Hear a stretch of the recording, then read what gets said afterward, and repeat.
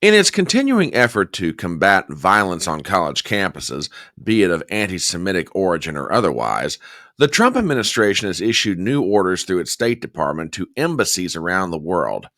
They are to halt any interviews related to the issuance of student visas that would allow foreign students to come to the colleges or universities of the United States.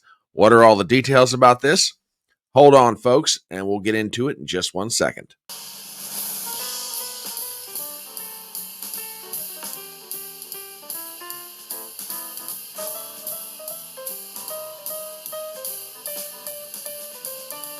My name is Brian Trippett. I am your front porch conservative. Step on up to my electronic front porch and let's talk.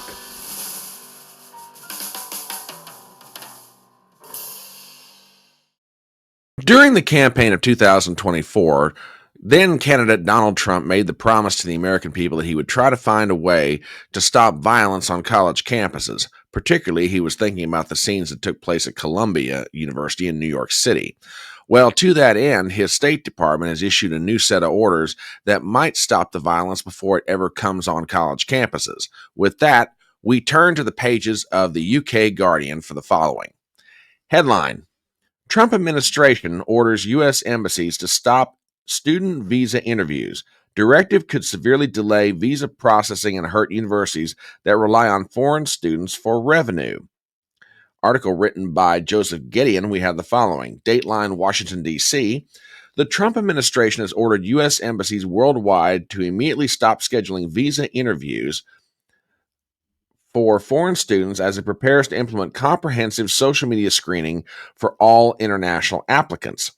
A Tuesday State Department cable instructs consular sections to pause, adding, quote, any additional student or exchange visitor FM&J visa appointment capacity until further guidance is issued within days. The directive, first reported by Politico and now confirmed by The Guardian, could severely delay visa processing and hurt universities, many of which Donald Trump accuses of having far-left ideologies that rely heavily on foreign students for revenue. Quote, the department is conducting a review of existing operations and processes for screening and vetting of students and exchange visitor visa applicants, the cable reads. Officials plan to issue guidance on, quote, expanded social media vetting for all such applicants. The freeze is a further escalation from current screening measures, which have primarily targeted students who have participated in pro-Palestinian campus protests. Since March, consular officers have been required to conduct mandatory social media reviews looking for evidence of support for, quote, terrorist activity or a terrorist organization, which could be as broad as showing support for the Palestinian cause, according to a cable obtained by The Guardian at the time.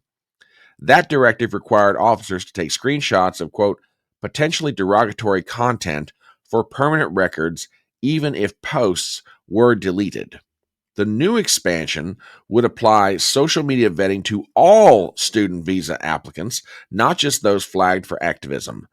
Under the screening process, consular officers would examine applicants' posts, shares, and comments across platforms such as Instagram, X, and TikTok for content they deem to be threatening to national security, which has since been tied into the Trump administration's stance on combating anti-Semitism. Secretary of State Marco Rubio told senators last week that his department has revoked visas numbering probably in the thousands at this point, up from more than 300 reported in March. Quote, I don't know the latest count, but we probably have more to do, Rubio said. There are more than 1 million foreign students in the United States, contributing to nearly $43.8 billion to the U.S. economy and supporting more than 378,000 jobs in 2023 to 2024, according to NAFSA.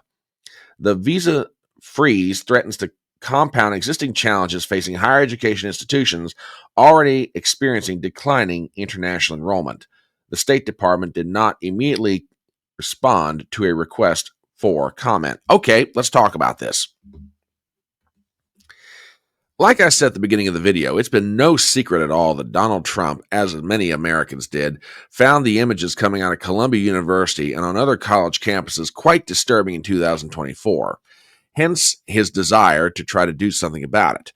This is what I call stopping the horse before it ever comes through the front door of the barn. This is screening it so you don't get it on college campuses at the very beginning. Now, from the standpoint of national security, from the standpoint of safety on college campuses, what have you, I don't necessarily have a problem with this. This makes sense, as the article references. Consular offices all around the world of the Department of State have been begging for upgraded guidance on what to do in these situations. This seems like a good time to go ahead and implement those changes. Now, where does it go from here? Hard to say, but I think there is one thing that's going to be an unintended consequence out of this, or perhaps it is intended. Could it be that the Trump administration is using these updated guidelines and the freeze on interviews for new student visas as a way to put further pressure on Harvard University? As we've been reporting in the past couple of videos, Harvard has been under the scrutinous gaze of the Trump administration for its non-compliance with simple requests for information about the activities of non-immigrant students. Could it be that this is one more way to get Harvard to comply with those requests? Well, time will tell. But I do think the article from The Guardian does make a perfectly valid point. With the freezing of these interviews and the potential loss of revenue, you're going to see college campuses more and more have trouble making their budgets. But then again, given the size of their endowments, are they really going to have that much trouble making their budget and meeting their payroll? I don't know.